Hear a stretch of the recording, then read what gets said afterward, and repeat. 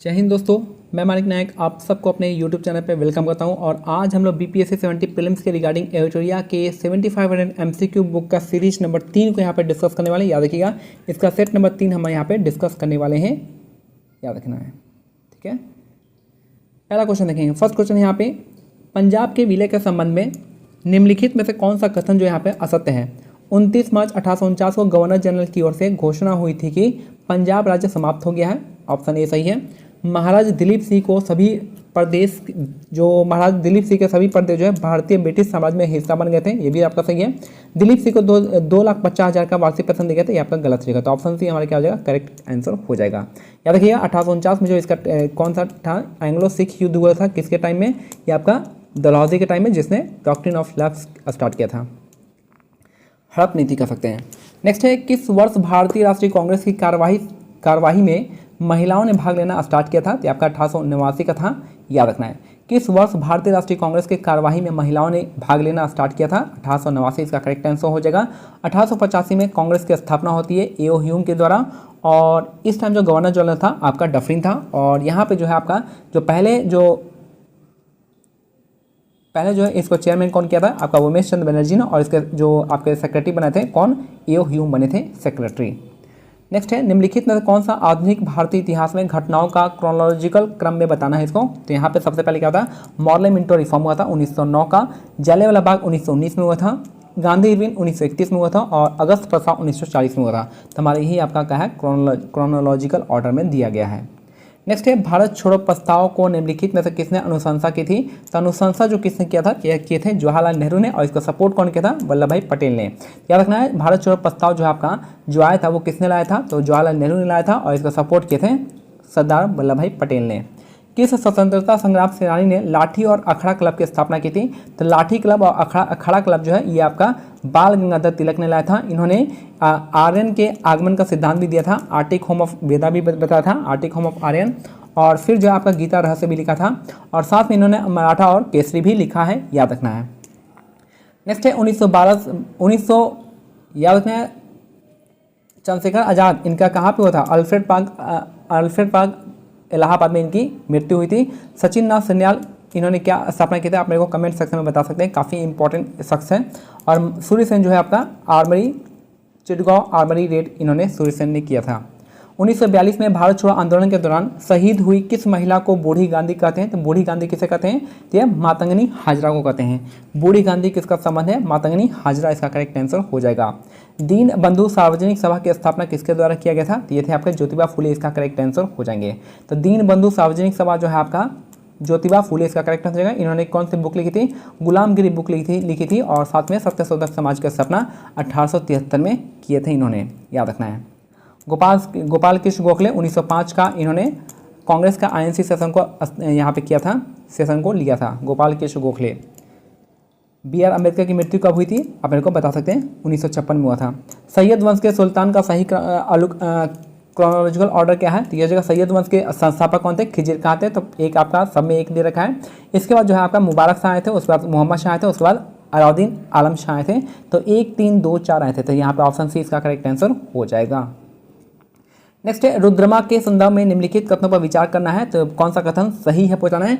तो रानी रुद्रमा जो है वारंगल के काकतीय वंश की चौथी स्वतंत्र शासिका थी। आपको पहला क्वेश्चन आपका सही है, लेकिन दूसरा जो आपका ये आपका गलत है। तो हमारा ऑप्शन क्या जाएगा, ऑप्शन 1 इसका करेक्ट आंसर हो जाएगा। नेक्स्ट याद रखना है, रानी रुद्रमा कहाँ पे शासक करती थी, तो आपका वारंगल क्षेत्र इनका याद रखना है। नेक्स्ट है, मध्ययुगीन भारत के संदर्भ में सारिस क्या है। सारिस जो होता है आपका एक स्थान जिसका उद्देश्य भारतीय और विदेशी यात्रियों, तीर्थयात्रियों, व्यापारियों आदि के अस्थायी आवास यानी टेम्पोररी रेसिडेंस को प्रोवाइड करना था। इसका ऑप्शन सी इसका करेक्ट आंसर हो जाएगा। अब यहाँ पे बताना है कौन सा इनमें से सही है। तो पहला आपका इल्तुतमिश ने सिजदा यानी पैबोसा, और बलबन ने चांदी का टंका और तांबे के जीतल, ये क्या क्या उसको पलट दिया है। तो बलबन का इसको यहाँ पे दे दिया, इल्तुतमिश का यहाँ पे दे दिया है। तो यहाँ पे कौन सा सही हो जाएगा, ना तो एक सही है ना ही 2 सही है। तो याद रखना है, इल्तुतमिश ने चांदी का टंका और तांबे का जीतल मुद्रा के रूप में प्रचलित किया था, और बलबन ने जो है आपका सिजदा और पैबोसा सिस्टम को स्टार्ट किया था। बलबन ने और क्या किया था, यहाँ पे इसका पूरा नाम क्या है, गयासुद्दीन बलबन हो जाएगा, और यहाँ पे जो इसने ब्लड एंड आयरन पॉलिसी यहाँ पे अपनाया था। नेक्स्ट है, निम्नलिखित में से कौन गुप्तकालीन प्रशासनिक विभाजन का सही क्रम है? तो यहाँ पे पहले आता है भुक्ति आता है, फिर विषय आएगा, फिर विधि आएगा, फिर ग्राम आएगा। तो ऑप्शन क्या हो जाएगा? ऑप्शन ए इसका करेक्ट आंसर हो जाएगा। याद रखिए कौन सा काल है? गुप्ता पीरियड है, जिसमें आपका भुक्ति, विषय, विधि, ग्राम, इसका ऑप्शन ए इसका करेक्ट आंसर हो जाएगा। निम्नलिखित में से कौन सा मंदिर वास्तुकला की बेसर शैली का उदाहरण है? तो बेसर शैली का कौन सा हो जाएगा? तो हलेश्वर मंदिर इसका करेक्ट आंसर हो जाएगा। ठीक है, तो ऑप्शन ए इसका करेक्ट आंसर है, जो कि आपका कौन सा है? यूनेस्को वर्ल्ड हेरिटेज साइट में आया है, और हलेश्वर मंदिर इसका करेक्ट आंसर हो जाएगा। नेक्स्ट है, प्राचीन भारत के इतिहास के संदर्भ में भवभूति, हस्तिमल तथा सोमेश्वर क्यों प्रसिद्ध थे? तो भवभूति, हस्तिमल और सोमेश्वर जो आपका नाटककार है, भवभूति ने कौन सा बुक लिखा था? आप मेरे को बता सकते हैं। वैसे जो इसने लिखा था कीर्तार्जुनियम, इसका करेक्ट आंसर हो जाएगा। नेक्स्ट है, भारतीय संविधान की प्रस्तावना में उल्लिखित सही क्रम कौन सा है? तो ये आपका सोवर्जिन, सोशलिस्ट, सेकुलर, डेमोक्रेटिक, रिपब्लिक हो जाएगा। तो यहाँ पे ये आप सोवर्जिन, सोशलिस्ट, सेकुलर, डेमोक्रेटिक, तो ऑप्शन ए बी इसका करेक्ट आंसर हो जाएगा। नेक्स्ट है, पंचायती राज के संदर्भ में बताना कौन सा कथन सत्य है? तो पहला है पंचायत समिति और जिला परिषद अध्यक्ष जो होता है आपका प्रत्यक्ष निर्वाचित सदस्यों की गठित होती है, नहीं आपका अप्रत्यक्ष होता है। पंचायत स्तर चुनाव जो है लड़ने की न्यूनतम आयु क्या है? 21 साल हो जाएगा। पंचायत राज संस्थाओं का चुनाव कौन करता है? आपका राज्य चुनाव आयोग करता है, तो ऑप्शन सी इसका करेक्ट आंसर हो जाएगा। नेक्स्ट है, केंद्र और राज्य के मध्य वैधानिक शक्तियों का बंटवारा जो है कौन सी सूची में है? तो आपका 7वीं अनुसूची में दे रखा है। केंद्र और राज्य के बीच में जो वैधानिक शक्तियों का बंटवारा आपके 7वीं अनुसूची में है। 8वीं अनुसूची में 22 भाषा है, 6ठी अनुसूची में AMTM है, असम, मेघालय, त्रिपुरा, मिजोरम, और 5वीं अनुसूची में शेड्यूल ट्राइब और शेड्यूल एरिया और ट्राइबल एरिया के बारे में जिक्र किया गया है। नेक्स्ट है, मौलिक अधिकारों को लागू करने के लिए किस न्यायालय द्वारा रिट जारी किसी न्यायालय द्वारा जारी किया जा सकता है? देखिए, मौलिक अधिकारों को लागू करने के लिए किसी न्यायालय द्वारा क्या जारी किया जा सकता है? तो यह हो गया समादेश, इसको करेक्ट आंसर हो जाएगा, समादेश जारी करता है। नेक्स्ट है, प्राकृतिक पर्यावरण की रक्षा किस प्रकार के संवैधानिक अधिकार है? तो ये आपका मौलिक कर्तव्य है, ना कि आपका नीति निर्देशक। याद रखिएगा, जो प्राकृतिक पर्यावरण की रक्षा करना ये जो आपका मौलिक कर्तव्य होता है। भारतीय ध्वज संहिता के प्रावधानों के अनुसार भारतीय निकाय के मानकों को लागू करने के लिए निम्नलिखित निकायों में से कौन सा प्रभारी है? तो यह आपका मानक ब्यूरो, भारतीय मानक ब्यूरो, इसको यही आपका प्रभारी है जो इसको लागू करवाएगा, भारतीय ध्वज संहिता। ऑप्शन सी इसका करेक्ट आंसर हो जाएगा। यहाँ पे अब बताना है कौन सा सही है। शुष्क वन अनुसंधान संस्था कहाँ पे? जोधपुर में है। हिमालय वन अनुसंधान, ये आपका गलत दे रखा है। वर्षा वन अनुसंधान कहाँ पे? जोरहाट में है। और उष्णकटिबंधीय वन अनुसंधान संस्थान जबलपुर में है। तो हमारा कौन सा गलत है? ऑप्शन बी यहाँ पे गलत है। आप मेरे को बताइएगा कहाँ पे है ये। नेक्स्ट है, अब बताना है इसको क्रोनोलॉजिकल ऑर्डर में बताना है कि रानीगंज में कोयले का प्रथम उत्पादन कब हुआ था, फिर कोल इंडिया लिमिटेड की स्थापना कब हुई थी, कोयला खदानों के राष्ट्रीयकरण कब हुआ था, और NCDC की स्थापना कब हुई थी। अगर आपको डेट पता होगा तो आप इस क्वेश्चन को बना जाएंगे, नहीं तो आप इस क्वेश्चन को नहीं कर पाएंगे। मेरे ख्याल से आप इसको स्किप कर लीजिएगा। ऑप्शन यहाँ पे क्या है? 1, 4, 3, 2 हो जाएगा। नेक्स्ट है, भारत का कौन सा राज्य चूना पत्थर, जिप्सन, नमक और जस्ता के लिए भंडारण के लिए प्रसिद्ध है? तो याद रखें, जिप्सन कहाँ पे मिलता है और जस्ता कहाँ मिलेगा? तो आपका इसके लिए हो जाएगा कौन सा? राजस्थान इसका करेक्ट आंसर हो जाएगा। ठीक है, याद रखना, राजस्थान का जो क्षेत्रीय है किसके लिए फेमस है? वो आपका कॉपर के लिए फेमस है। और जावर माइंस है, जावर माइंस वो किसके लिए फेमस है? आप मेरे को कमेंट सेक्शन में बता सकते हैं, जावर माइंस। नेक्स्ट है, भारत की 2011 की जनगणना के अनुसार भारत की नगरीय जनसंख्या का प्रतिशत कितना है? तो ये आपका 31.2% है। यानी भारत का अर्बनाइजेशन रेट कितना है? तो आपका 31.2% है। नेक्स्ट है, नैनो टेक्नोलॉजी के जनक किसे कहा गया है? तो आपका रिचर्ड फैनमैन इसका करेक्ट आंसर हो जाएगा। नैनो टेक्नोलॉजी के जनक है रिचर्ड फैनमैन। नेक्स्ट है, निम्नलिखित में से रॉकेट किस सिद्धांत पर कार्य करता है? तो लीनियर कंजर्वेशन, लीनियर मोमेंटम पे काम करता है। तो रेखीय गणित का सिद्धांत, कंजर्वेशन ऑफ लीनियर मोमेंटम पे आपका रॉकेट काम करता है। इको साउंडिंग का प्रयोग होता है किसमें? समुद्र की गहराई मापने के लिए। समुद्र की गहराई मापने के लिए हम इको साउंडिंग का यूज करते हैं, और गहराई मापने के लिए हम फेदोमीटर का भी यूज करते हैं, फेदोमीटर। सोलर सेल निम्नलिखित में से किसके बने होते हैं? तो ये हो जाएगा आपका सिलिकॉन का बनाता है, जो कि सिलिकॉन क्या है? आपका अर्धचालक है। तो सोलर सेल बनते हैं सिलिकॉन के, सिलिकॉन क्या है? आपका अर्धचालक, इसका करेक्ट आंसर हो जाएगा। नेक्स्ट है, ऐसी वर्षा जिसमें सल्फ्यूरिक एसिड और नाइट्रिक एसिड के घटक शामिल होते हैं और इसका pH मान 4.5 से कम होता है। अगर pH 4.5 से कम होगा तो जाहिर सी बात है वो कौन सी वर्षा होगी? वो अम्ल वर्षा होगी, एसिड रेन होगा, याद रखना है। नेक्स्ट है, जहरीली गैसों को खत्म करने के लिए उत्प्रेरक यानी कैटलिस्ट रूपांतरों में निम्नलिखित में से किस धातु का उपयोग जो है आपका कैटलिस्ट के तौर पे करते हैं? तो अगर रोडियम इसका करेक्ट आंसर हो जाएगा। रोडियम से क्या होता है, जो जहरीली गैस है वो खत्म हो जाती है। नेक्स्ट है सूक्ष्म पोषक जो शर्करा के परिवहन, कैल्शियम के उपयोग और कोशिका विभाजन में महत्वपूर्ण है, वो कौन सा है? तो फॉस्फोरस इसका करेक्ट आंसर हो जाएगा। फॉस्फोरस इसका करेक्ट आंसर हो जाएगा। किसके लिए? फॉस्फोरस है शर्करा के परिवहन में, कैल्शियम के उपयोग के लिए और कोशिका विभाजन में इंपॉर्टेंट होता है फॉस्फोरस। किस खाद्य पदार्थ में सभी आवश्यक अमीनो एसिड पाए जाते हैं? तो अंडा इसका करेक्ट आंसर हो जाएगा। अंडा में सारे के सारे अमीनो एसिड पाए जाते हैं, जो भी आवश्यक होता है, एसेंशियल अमीनो एसिड पाए जाते हैं। नेक्स्ट है पैडोलॉजी किसके लिए संबंध है? पैडोलॉजी आपका जो है सॉइल के लिए है, यानी मिट्टी के अध्ययन के लिए पैडोलॉजी हो जाएगा। एंथोलॉजी फूलों का अध्ययन होगा। एंटोमोलॉजी जंतु विज्ञान का हो जाएगा। और आपका टोफोलॉजी हो जाएगा आपका पोषण अध्ययन का हो जाएगा। नेक्स्ट है किस शैवाल से आयोडीन की प्राप्ति होती है? आयोडीन कहाँ से मिलता है? हमको लैमिनेरिया से मिलता है। आयोडीन कहाँ से मिलेगा? लैमिनेरिया इसका करेक्ट आंसर हो जाएगा। नेक्स्ट है निम्नलिखित में कौन सा धातु अम्ल के साथ जो है रिएक्शन करता है और आसानी से हाइड्रोजन गैस जो है निकालता है? तो वो है आपका मैग्नीशियम।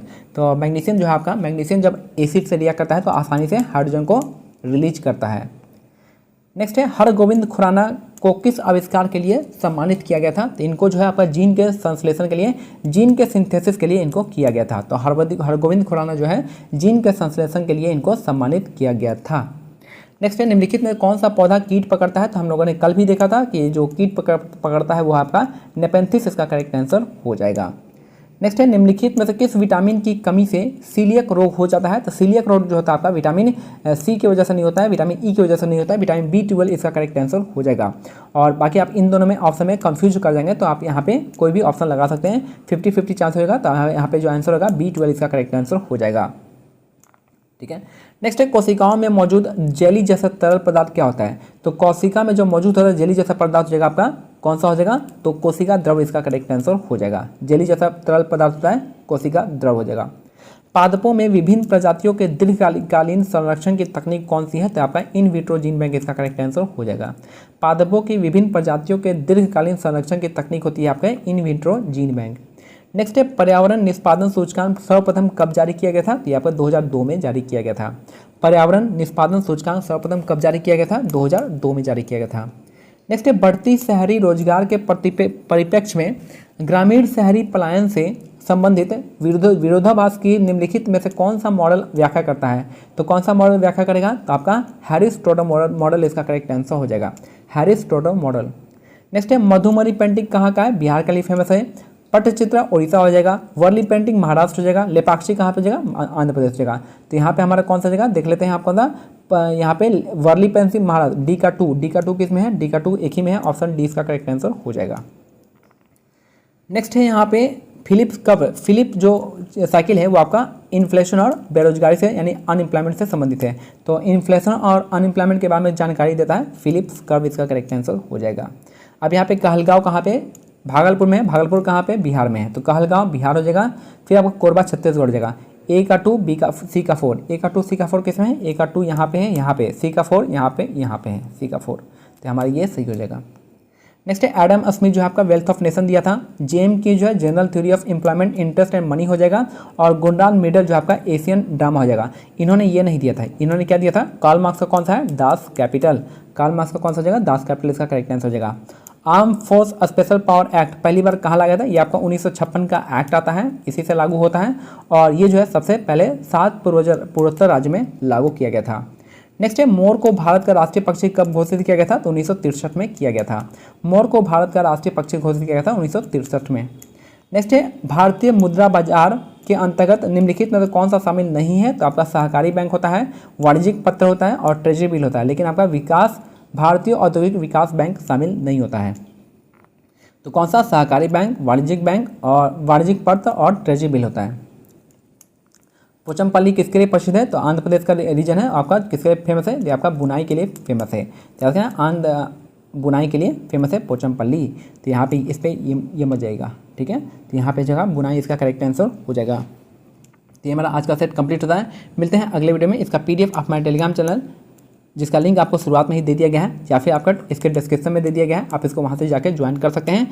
और कोई भी आपको डाउट होता है BPSC 70 प्रीलिम्स के रिगार्डिंग, इसके लिए मेंस के लिए भी हम लोग आंसर राइटिंग का सीरीज स्टार्ट करने वाले हैं। तो आप वहाँ पे जरूर ज्वाइन कीजिएगा। तब तक के लिए जय हिंद, जय भारत, धन्यवाद।